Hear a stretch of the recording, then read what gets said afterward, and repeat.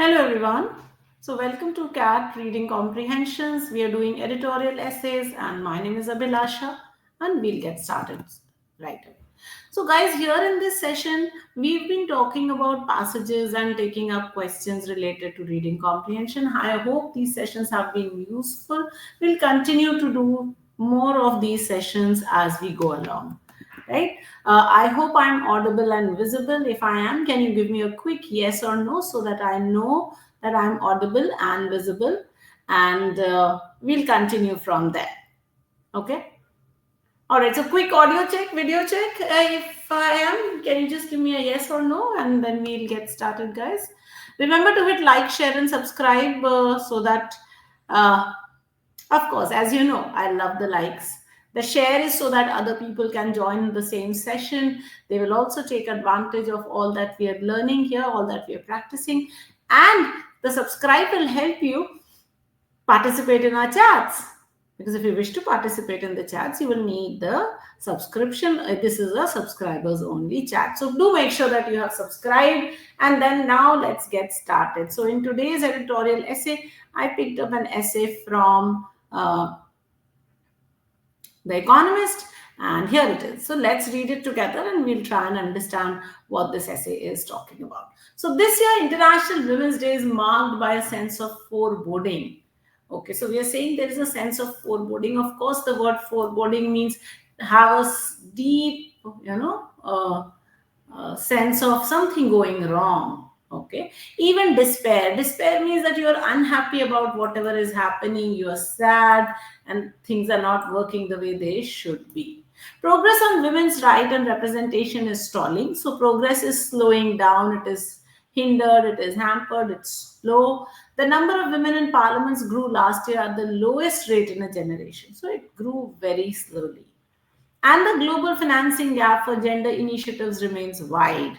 So there is less of financing for products that women are bringing out. At the time of a widespread democratic backsliding, so the democracy is backsliding, it is going into a backward pattern. And with US President Donald Trump freezing foreign aid, so they've stopped foreign aid, including for gender initiatives, the prospects for improvement appear bleak. So they don't appear very nice, they appear very dark and dim and dingy. No one understands the consequences of such setbacks better than women and girls in Afghanistan. So they understand very well what such a setback can mean. Okay, there are probably people who have faced this, where some of the world's most severe gender-based rights violations are occurring. So a lot of gender-based rights violations are occurring in Afghanistan. And yet, so the yet says there's something very interesting coming up now. Afghan women also offer compelling reasons. Compelling means very strong reasons for hope and powerful motivation. So they're offering you these very strong reasons. Okay, especially for those of us who enjoy rights, freedoms, opportunities they do not, to keep fighting. So essentially what you're saying is that the Afghan women are so in such a bad situation, and yet they are bringing such hope and motivation to the others, to do well in life. Okay. All right, so let me mark all the words that are very peculiar. So there was foreboding, there is despair, there is stalling. Stalling means slowing down. Okay. Backsliding, we have marked that also. Setback, which means as a backslide, something that is stopping you. Compelling means something that makes you, forces you to do something. Beautiful passage. Okay, here's the second part of the passage. Afghan women have long had to find imaginative ways to resist and circumvent harsh repression. So they've had to they've had a long struggle, and it's been a tough struggle, right? They've tried to avoid repression. They've not been able to avoid it, but they've circumvented it. Circumvent means to go around it, okay? So they've sort of evaded the repression. In the late 1990s, as the Taliban consolidated control of the country, and imposed forced regressive policies, women established underground schools, community centers, and health clinics. Since the Taliban's return to power in 2021, Afghan women have renewed such initiatives. So they have come back with these initiatives. For example, they have set up secret schools which girls who are now prohibited from education past the sixth grade can attend in person or online. So they're now able to attend these schools. Where such classes are not accessible, mothers often educate their daughters at home using their phones or tablets to access the necessary material. Imagine the children, female child is not allowed to be educated past the sixth grade, and that's the government doing it. Forbidden from speaking outside their homes, women have used social media and the press to tell their stories. Unable to protest peacefully without facing violence from the authorities, women have embraced creative forms of resistance. So they've taken to different types of resistance, depicting their experiences and demanding change in poetry, paintings, and film. So they're writing poetry, they're creating paintings, they're creating films, and they're asking for their rights, they're asking for change.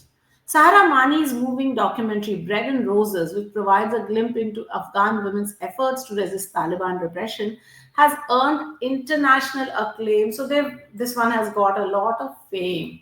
A glimpse, of course, means a small picture. Okay. So here are some words. So repression and uh, circumvent, we've already marked. Regressive policies, policies which are very backward. Okay. All right, creative forms of resistance. That's an interesting one. So they're doing resistance, but not by protesting because they're not allowed to, right? All right, let's look at the last part of the passage. This year's CSW's meeting will mark the 30th anniversary of the Beijing Declaration and Platform for Action, the world's most progressive blueprint for advancing women's rights. Blueprint means plan, okay? All right. When it was created 3 decades ago, the women involved were filled with hope that the fight for gender equality had reached a turning point. So there was going to be a change. But despite progress in some areas, so there has been progress in some areas, including women's labor force participation, political representation, and financial inclusion, the declaration's promise remains unfulfilled. So what they have promised has not happened. Now is the time. No, the no is incorrect. Huh? Please forgive me. Now is the time to draw on creativity, leadership, know-how, and courage of a new generation of women activists, not least those in Afghanistan. So here is this CSW's meeting, which is the 30th anniversary of the Beijing Declaration. Now here is some situation where you should be able to fight for women's right and look for creativity, leadership, knowledge, courage, and fight for the rights of women. So that was your passage. I hope you've been able to understand. Let's take a look at the questions. Which of the following best captures the central theme of the passage? Now, this is a very global question. Remember, the central theme of the passage does not necessarily come from a single line. The first line of a paragraph, the last line of a paragraph should point to it. But other than that, overall theme is what you get from repeated keywords, ideas that are being mentioned again and again. Okay, so the struggle for women's rights is worsening due to political and economic setbacks. Afghan women are the only group facing gender-based oppression globally. Social media has replaced traditional activism in the fight for women's rights, and the Beijing Declaration has been successful in ensuring gender equality worldwide.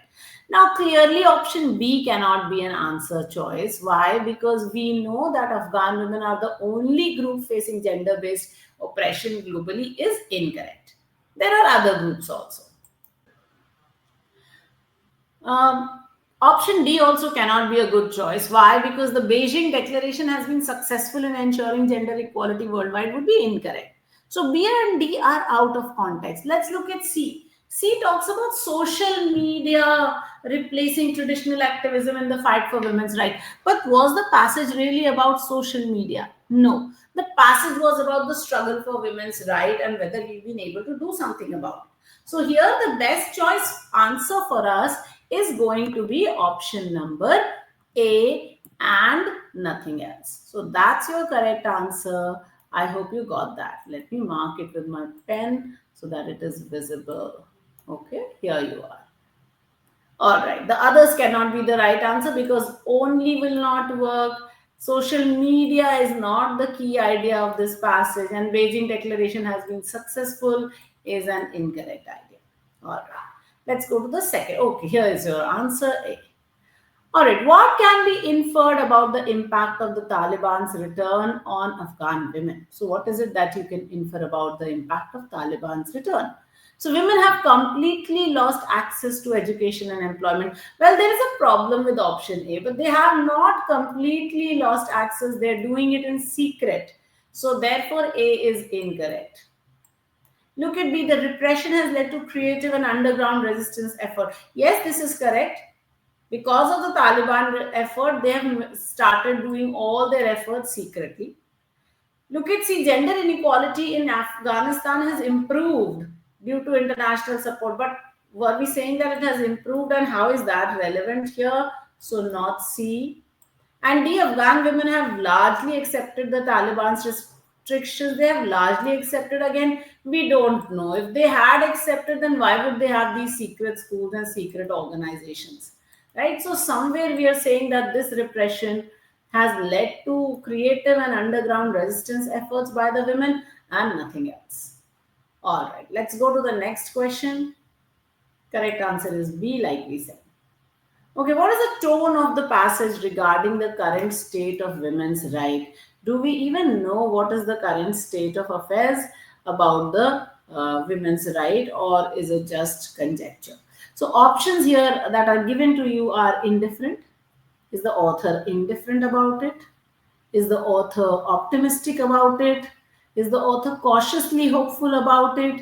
Or is the author celebratory? Now, clearly, the passage was not celebratory. The author was not very excited or hopeful that things are going to go well. So, let's eliminate option number D here. So, I've eliminated that. Let's look at one, indifferent. The author had views about everything. So, can we say it was indifferent? No. So, I'm eliminating that also. Was the author being optimistic? Did he have really great hope about everything? No. So, he was clearly cautiously hopeful. That he did have hope, but it was not all that wonderful and it was not all that beautifully, clearly marked. Okay, so cautiously hopeful will be the correct answer. Okay, all right. Let's go to the next question. Question number 4. What does the word foreboding mean? Foreboding, this is something that I had already told you in the passage. Is it a sense of optimism? Is it a feeling of dread or apprehension, an indication of progress, or a excuse me, a call to excuse me, guys, or a call to action? So this clearly foreboding is a sense of something bad is going to happen today. That's foreboding, and therefore a feeling of dread or apprehension is the correct answer for us. So B becomes the correct answer, and let me mark that here. Okay, let me mark that here.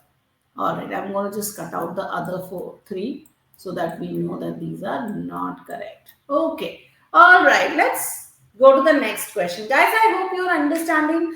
What you can do if you're viewing this video is pause before I start my explanation, and then just view the question and then take it forward. Sometimes I'm in a hurry. In fact, all the time I'm in a hurry. What can I do? Which of the following assumptions underlies the passage's argument? So there is some assumption, and you have to identify which assumption is correct. So let's take a look. So option number 1 says the Beijing Declaration alone can achieve complete gender equality. Well, can the Beijing Declaration alone achieve complete gender equality? It's been 30 years, they could not do it till now, so how can we say that it can achieve it? So therefore, 1 is incorrect. Progress in gender rights is directly linked to political and economic conditions. Oh yes, if the political and economic conditions are right, then you can have progress, because look at Afghanistan. The political situation is that the Taliban are in control and their thought is to repress women, and therefore women are repressed. So progress in gender rights is not happening in Afghanistan because of the government. So political and economic conditions are very important. So this can be an assumption, but I'll look at my other options also. Women in democratic nations do not face gender-based challenges. This is a very strong answer that they do not face gender-based challenges. They do. So therefore, I will eliminate C. Let me look at D. International Women's Day is an ineffective tool for raising awareness. Well, the passage did not really say whether it was effective or ineffective, and it did not even point out to that. So therefore, D is not a good choice. So best answer for us will be option number B, right? I hope you got that. I'll just mark it. All right. Okay, B. Let's look at the last question. Based on the passage, which of the following actions would most likely be recommended to improve gender equality? So which of these actions should you do if you wish to improve gender equality? Let's look at it from option number D. Limiting media coverage of gender-based struggles to prevent negative perception. But if you did not talk about it, how will we understand that these things are happening? Right? And if we don't understand these things are happening, how are we going to get out of those? So therefore, limiting media coverage can be a very wrong thing to do. So I'm just going to eliminate option D from our reckoning. Let's look at C. Encouraging women to avoid resistance in oppressive regimes. Now, if I want to improve gender equality, should I encourage women to avoid resistance in oppressive regimes? How will that help? So that is also an incorrect idea. Okay, so I'm eliminating option C also. Withdrawing all international aid to nations with gender inequality. Well, if we withdraw international aid to nations with gender inequality, the problem will be that whatever little money is reaching the women will stop, right? So therefore, by withdrawing all the aid to nations with gender inequality, there is going to be a problem. So I'm going to eliminate option C or B also. Let me look at option A. Increasing funding for gender initiatives and supporting underground education programs. Now, if we do increase funding for gender initiatives and support underground education programs, what will happen? Probably women will find it better, they will be more educated, they'll be able to fight for their rights, they'll be able to educate their men. That this is incorrect. So therefore, the best option for us will be option number A, and that's going to be our correct answer. Okay, I hope you got that. Okay, everybody? All right. Yes, so this is the correct answer. Like we said, increasing funding for gender initiatives. All right, that brings us to an end of this session, guys. I hope you've been reading and I hope you've been practicing a lot, right? If you haven't, then please get started. Work on your reading, work on your practicing. That's very important. With that, we come to the end of today's session, everyone. If you have any questions, of course, feel free to shoot them at me. Even later, if you send in a question, we'll definitely answer. For any inquiries, of course, this inquiry number is there, so you can always ask us anything. All right, thank you so much, everyone. Please remember to subscribe and, of course, to like and share. Like I say, your likes make our lives. Thank you. Bye-bye. Adios, my amigos. Hasta la vista.